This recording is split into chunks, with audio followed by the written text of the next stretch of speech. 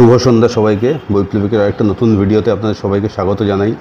আমরা classic and contemporary literature নিয়ে কথাবার্তা বলি। যারা নতুন এলেন, প্রথমবারের জন্য ভিডিও দেখছেন, কন্টেন্ট চেক করতে পারেন, পছন্দ হলে চ্যানেলটা সাবস্ক্রাইব করতে পারেন। আমাদের পুরনো সাবস্ক্রাইবারদের ওয়েলকাম ব্যাক অ্যাজ অলওয়েজ। তো অ্যাকচুয়ালি হয়ে গেল হচ্ছে অক্টোবর মাসের 14, আর আড়াই মাস বাকি আছে এই বছরের। আড়াই মাসে বেশ কিছু বড় বড় ভিডিও আনবো ভাবছিলাম, সেটাই ভাবছিলাম কাজ করতে করতে। এবার কাজটা মোটামুটি একটু থামালাম, থামিয়ে কী বইয়ের ভিডিও আনবো সেই সবগুলো ভাবছিলাম। তার মধ্যে বেশ কিছু থাকবে, সেই নিয়ে অন্য একটা কিছুতে কথা বলা যাবে। মোটামুটি 8-10টা বইয়ের, ভালো বইয়ের রিভিউ আনার ইচ্ছা তো আছেই, সেগুলো আসবেই। কিন্তু সেই বই ঘাটাঘাটি করতে গিয়ে একটা বই বেরিয়ে আসলো, সেটা হচ্ছে এই বইটা, সুচিত্রা ভট্টাচার্যের নীলঘূর্ণি। এইখানটা থেকেও একটা স্কেচ পেন দিয়ে কারিগরি করেছে, আই হ্যাভ নো আইডিয়া কে করেছে। যাই হোক, এই বইটা বহু মানুষের হাতে ঘুরেছে। সুচিত্রা ভট্টাচার্য জনপ্রিয় লেখিকা ছিলেন, and may her soul rest in peace. খুবই জনপ্রিয় লেখিকা ছিলেন, বহু বছর ধরে লিখেছেন। তো এই বইটা আমি পড়েছিলাম প্রায় বছর 10 আগে, নাকি না 15 বছর আগে পড়েছিলাম, 13 বছর আগে পড়েছিলাম। ইনফ্যাক্ট হয়তো পড়েছিলাম তারও আগে। শারদীয়াটা আমার কাছে আছে, তো আমি তারপরে একটা বই কিনেছিলাম, ভালো লেগেছিলো সেই বইটা। তো এই বইটা দেখে মনে হলো যে একটা কুইক রিভিউ করে দিই। আউট অফ মেমোরি করছি, এটার মধ্যে দিয়ে আর খুব একটা যায়নি। তো নীলঘূর্ণি যে বইটা, এটা বেসিক্যালি বলা যেতে পারে বোধিসত্ত্ব বলে একজন প্রফেসর, ফিজিক্সের প্রফেসর, আমি আউট অফ মেমোরি বলছি, একটু এদিক ওদিক হতে পারে, একটু দেখে নেবেন, যদি হয় কাইন্ডলি একটু পয়েন্ট আউট করে দেবেন। তার সঙ্গে ফিজিক্সের প্রফেসর বোধিসত্ত্ব, তার বয়স আমার যতদূর মনে পড়ছে 55। তার সঙ্গে অনার্সের একটি মেয়ে, তার নাম হচ্ছে দয়িতা। তার একটা সম্পর্ক গড়ে ওঠে, যেটা হয় অনেক সময় এরকম হয় যে অল্প বয়সে বেশি বয়স্ক সফল মানুষ, সেই মানুষটি পুরুষও হতে পারে, আবার অনেক ছেলেদের ক্ষেত্রে ম্যাচিওর্ড মহিলা প্রফেসর বা মহিলা যে কোনো জায়গাতে এস্টাবলিশড, তাদের প্রতি একটা ভীষণ মাত্রায় ইনফ্যাচুয়েশন গড়ে ওঠে। এবার সেটা ইনফ্যাচুয়েশন না লাভ, সেটা ডিপেন্ড করে। লাভ হলেও হতে পারে, ভালোবাসা হলেও হতে পারে, কারণ ভালোবাসার তো সীমারেখা নেই কিছু। আমরা একটা মরালিটির মোড়কে সেটাকে মুড়ে রেখে একটু চ্যানেলাইজ, পজিটিভ ওয়েতে চ্যানেলাইজ করতে চাই। ছেলে মেয়ের প্রেম হবে, তাদের বিয়ে হবে, এইরকম একটা পজিটিভ ওয়েতে চ্যানেলাইজ করতে চাই। কিন্তু there are more things than in your philosophy, সেরকম টাইপের ব্যাপার। তো যার ফলে অনেক রকমই প্রেম হয়। যাই হোক, প্রেম না ইনফ্যাচুয়েশন, সেটা আপনারা বই পড়লে বুঝতে পারবেন, আপনারা বিচার করবেন। কিন্তু তাদের মধ্যে একটা সম্পর্ক গড়ে ওঠে, মানসিক সম্পর্ক গড়ে না উঠতেই সেটা শারীরিক সম্পর্কে পরিণত হয়, যেটা খুব অস্বাভাবিক নয়। বেশি বয়স্ক প্রফেসর,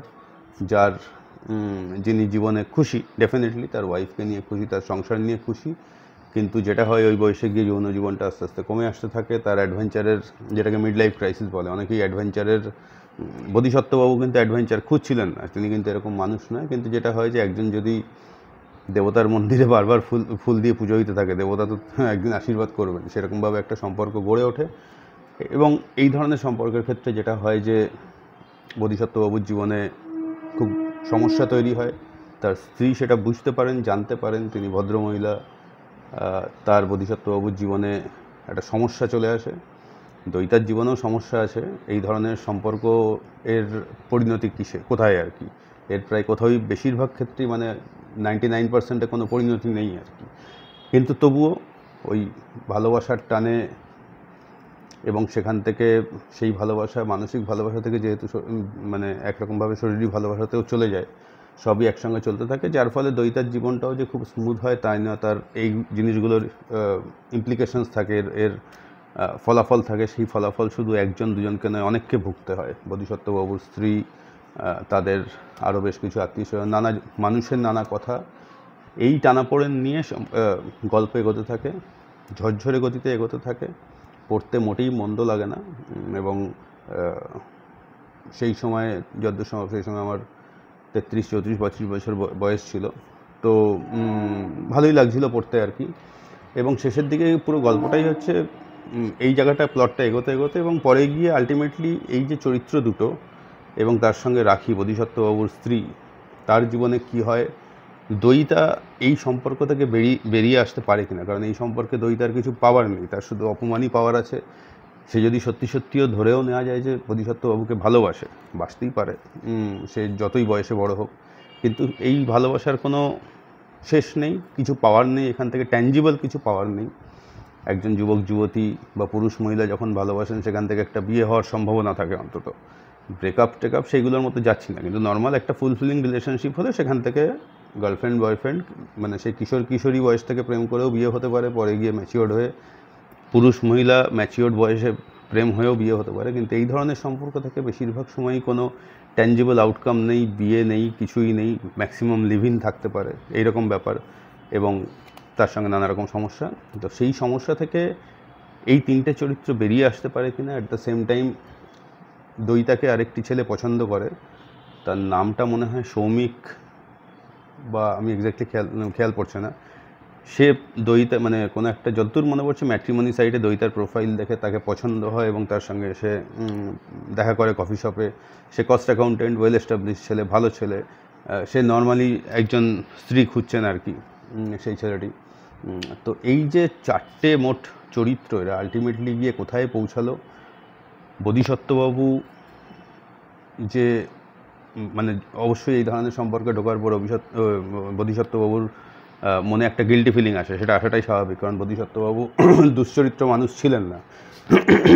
তিনি কোনো মানে he was not looking for any relationship, অন্তত এই ধরনের কোনো কিছুই তার মধ্যে তিনি যাওয়ার চেষ্টা করছিলেন না, শ্যামা বাবা। তো আলটিমেটলি তারপরেও তার সত্ত্বেও যখন এই জিনিসটা হয়ে গেল, তার মনে একটা সময়ের পর ন্যাচারালি গিল্টি ফিলিং আসে। সে হয়তো চায় তার স্ত্রীর কাছে ফিরে যেতে, কিন্তু ফিরে যেতে পারে না। এই জটিলতা নিয়ে আলটিমেটলি যে এই চরিত্রগুলোর কী হলো? বোধিসত্ত্ববাবু কি ফিরে যেতে পারলেন তার স্ত্রীর কাছে? শুধু ফিরে গেলেই তো হবে না, রাখি অর্থাৎ তার স্ত্রী কি তাকে আবার গ্রহণ করলেন, নোয়িং ফুললি ওয়েল যে তার স্বামী এত বছরের সুখী দাম্পত্য জীবনের পরে একটি অল্প বয়স্ক মেয়ের সঙ্গে জড়িয়ে পড়েছিলেন? দয়িতা কি পারল এই সম্পর্ক থেকে বেরিয়ে আসতে? এবং সৌমিক, ছেলেটার নামটা দেখি একটা মিনিট একটু দেখতে পারি কি না, এভাবে ঝপ করে খুঁজে পাওয়াটা মুশকিল। সৌমিক, এক্স্যাক্টলি, ঠিক আছে, গ্রে সেলস কাজ করছে, কোনো চাপ নেই। তো সৌমিকের সঙ্গে কি দয়িতার কোনো একটা সম্পর্ক গড়ে ওঠে, একটা সুস্থ সম্পর্ক যেটা সামাজিকভাবে গ্রহণযোগ্য, সেরকম কোনো সম্পর্ক গড়ে ওঠে? তাই নিয়ে জানতে গেলে এই বইটা পড়তে হবে, ভালোই লাগবে। আনন্দ পাবলিশার্সের বই, 2012-তে প্রাইস ছিল 150, এখন হয়তো 300 হতে পারে, 250, 300, 350, তার বেশি হওয়ার কথা নয়। নাম্বার অফ পেজেসও খুব বেশি নয়, ঠিক 200 পাতার বই। পড়ে দেখতে পারেন, বিশেষত যদি ওরকম একটা মিড লাইফে থাকেন। আপনি বইটা 22-23 বছরে হলেও কানেক্ট করতে পারবেন, কারণ দয়িতার যে চরিত্রটা সেটা অল্প বয়স্ক। আপনি যদি মিড লাইফে থাকেন 35-40s, কানেক্ট করতে পারবেন। আপনি 50-55 থাকলেও কানেক্ট করতে পারবেন, কারণ সেখানে 55 বছরের বোধিসত্ত্ব আছেন এবং তার স্ত্রী আছেন রাখি, যার বয়স 50। আনন্দের বই, কভার পেজটা ভালো ছিল, কিন্তু প্রচুর মানুষকে ধার দেওয়ার ফলে, তখন বই ধার দিতাম আর কি, পিছনটা এরকম করে দিয়েছে। কারা করে এইভাবে বই পড়ে? আমার নিজের যে বইগুলো ধার দিই না, আমি লাস্ট প্রায় 8-10 ইয়ার্স কোনো বই কাউকেই ধার দিই না, কিন্তু তখন দিতাম। এটা এরকম কেমন একটা করে দিয়েছে। যাই হোক, হোয়াটএভার, পড়তে পারেন, ভালো লাগবে বইটা। সুচিত্রা ভট্টাচার্যের আরও 2টি বই, তার সেগুলো একটু পড়ে রিভিউ আনবো, কারণ সেই বই দুটোই সুচিত্রা ভট্টাচার্যের আমার বিশেষ ভালো লেগেছিলো। একটা হচ্ছে আপনার ছেঁড়া তার সুচিত্রা ভট্টাচার্যের আমার ভীষণই ভালো লেগেছিলো, আমার এখনও মনে আছে, এবং ওখান থেকে বেশ কিছু আমার খুব ভালো টেক অ্যাওয়ে হয়েছিল, আমি বেশ অনেক কিছু শিখতে পেরেছিলাম, ভালো লেগেছিলো। সেই বইটা আমি পড়ে রিভিউ আনবো কোনো এক সময়। আর আরেকটা বই যেটা খুব ভালো লেগেছিলো সেটা হচ্ছে দহন। সবথেকে ভালো লেগেছিলো কারণ দহনে ম্যারিটাল রেপের কথা বলা হয়েছিল, এবং এমন সময় যে সময় কিন্তু ম্যারিটাল রেপ নিয়ে ইন্ডিয়াতে কথা হতো না। ইন্ডিয়াতে এখনও যতটা পারা যায় কম কথা বলার চেষ্টা করা হয়, কারণ বৈবাহিক ধর্ষণ আমাদের এখানে এখনও লিগাল নয়, মানে পানিশেবল নয় এখনও। এবং যখন দহন নিয়ে কথা বলবো, এই ম্যারিটাল রেপ নিয়ে, এবং তার ভালো তো কিছু নেই, মন্দের কি আছে এবং কেন এটা পানিশেবল হওয়া উচিত, সেই সমস্ত বিষয় নিয়ে কথা অবশ্যই বলবো। আজকের পুরোপুরি আনস্ক্রিপ্টেড ভিডিও, একদম অন দ্য স্পট, মনে হলো বই গোছাতে গিয়ে করে দিলাম ভিডিওটা। কেমন লাগলো জানাবেন। আর দেখা হবে পরের ভিডিওতে। সামনে 2.5 মাস ধরে একের পর এক দুর্ধর্ষ বই, বাংলা ক্লাসিক বই, সেটা তার মধ্যে মানিক বন্দ্যোপাধ্যায় থেকে শুরু করে রবীন্দ্রনাথ ঠাকুর, মহাশ্বেতা দেবী, এইরকম ধরনের, আর হ্যাঁ মহাশ্বেতা দেবী তো আছেন অবশ্যই, নবারুণ ভট্টাচার্যের হারবার্ট, নামগুলো বলবো না, নবারুণ ভট্টাচার্যের লেখা আসবে। চেষ্টা করছি কমল কুমার মজুমদারের একটা রিভিউ আনার ইয়ার এন্ডের আগেই, দেবেশ রায়ের একটা আনার চেষ্টা করছি, মতি নন্দী থাকবেন। এই সমস্ত কিছু লাস্টের 2.5 মাসে এই রিভিউগুলো আসবে, কারণ বই নিয়ে, বই পড়ার যে একটা কালচার সেটা সেট আপ করতে বেশ কিছু ভিডিও করে দিয়েছি। এবারে বেশিরভাগই বইয়ের ভিডিওই আসবে। চ্যানেলটা সাবস্ক্রাইব করে দেবেন যদি মনে করেন যেগুলো আপনার জীবনে কোনো গুরুত্বপূর্ণ বিষয় হতে পারে। এই দেখা হবে পরের ভিডিওতে। ভালো থাকবেন, ভালো বই পড়তে থাকবেন।